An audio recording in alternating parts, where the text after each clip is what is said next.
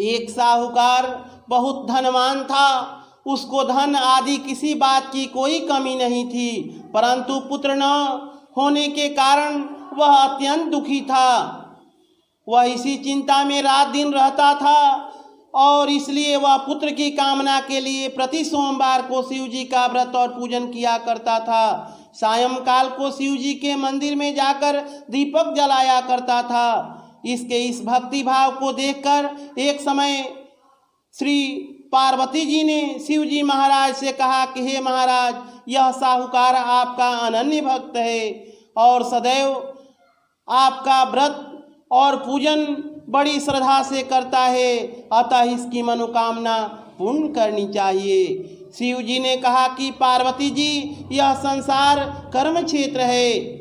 जैसे किसान खेत में जैसा बीज बोता है वैसा ही फल काटता है, उसी तरह इस संसार में जो जैसा कर्म करते हैं वैसा ही फल भोगते हैं। पार्वती जी ने अत्यंत आग्रह से कहा कि महाराज, जब यह आपका ऐसा भक्त है और यदि इसको किसी प्रकार का दुख है तो उसको अवश्य दूर करना चाहिए, क्योंकि आप तो सदैव अपने भक्तों पर दया करते हैं, उनके दुखों को दूर करते हैं। यदि आप ऐसा नहीं करेंगे तो मनुष्य क्यों आपकी सेवा व्रत पूजा करेंगे।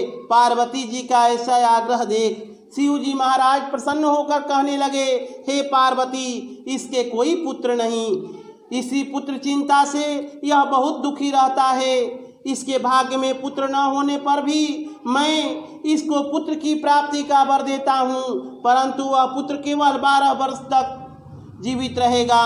इसके पश्चात वह मृत्यु को प्राप्त होगा। इससे अधिक मैं और कुछ इसके लिए नहीं कर सकता। यह सब बात साहूकार सुन रहा था। इससे उसको न कुछ प्रसन्नता हुई और न कुछ दुख हुआ। वह पूर्ववत वैसे ही शिव जी महाराज का सोमवार का व्रत और पूजन करता रहा। कुछ समय व्यतीत हो जाने पर साहूकार की स्त्री गर्भवती हुई और 10वें महीने उसके गर्भ से अति सुंदर पुत्र की प्राप्ति हुई। साहूकार के घर में बहुत खुशी मनाई गई, परंतु साहूकार ने उसको केवल 12 वर्ष की आयु जानकर अधिक प्रसन्नता प्रकट नहीं की और न ही किसी को भेद बताया। जब वह 9 वर्ष का हो गया तो उस बालक की माता ने उसके पिता से उसके विवाह आदि के लिए कहा, परंतु वह साहूकार कहने लगा, मैं अभी इसका विवाह नहीं करूँगा और काशी जी पढ़ने के लिए भेजूँगा।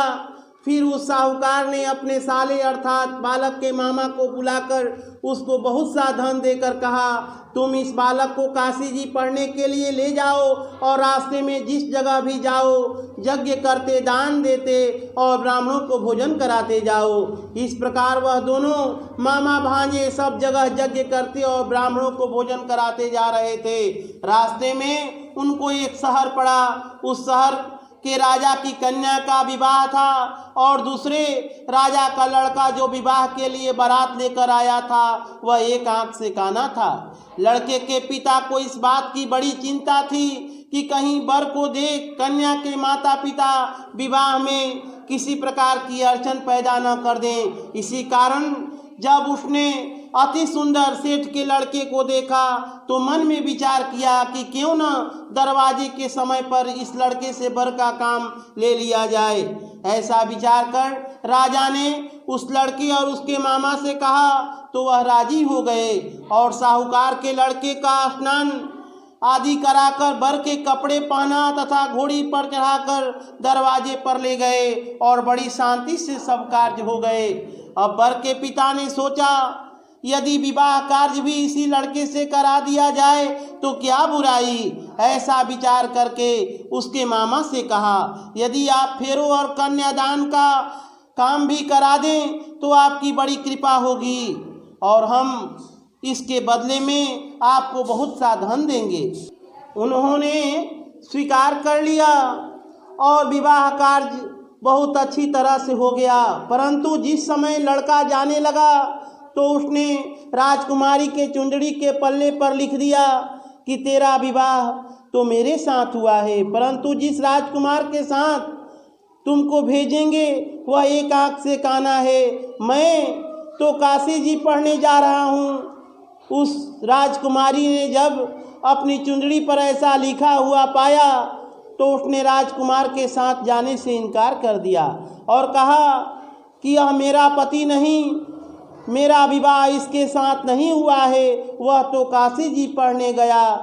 कुमारी के माता पिता ने अपनी कन्या को विदा नहीं किया और बारात वापस चली गई। उधर सेठ का लड़का और उसका मामा काशी जी पहुंच गए। वहां जाकर उन्होंने यज्ञ करना और लड़के ने पढ़ना शुरू कर दिया। जब लड़के की आयु 12 वर्ष की हो गई तब एक दिन उन्होंने यज्ञ रच रखा था कि उस लड़के ने अपने मामा से कहा, मामा जी आज मेरी तबीयत कुछ ठीक नहीं है। मामा ने कहा कि अंदर जाकर सो जाओ। लड़का अंदर जाकर सो गया और थोड़ी देर में उसके प्राण निकल गए। जब उसके मामा ने आकर देखा कि वह तो मुर्दा पड़ा है तो उसको बड़ा दुख हुआ और उसने सोचा कि मैं अभी रोना पीटना मचा दूंगा तो यज्ञ का कार्य अधूरा रह जाएगा।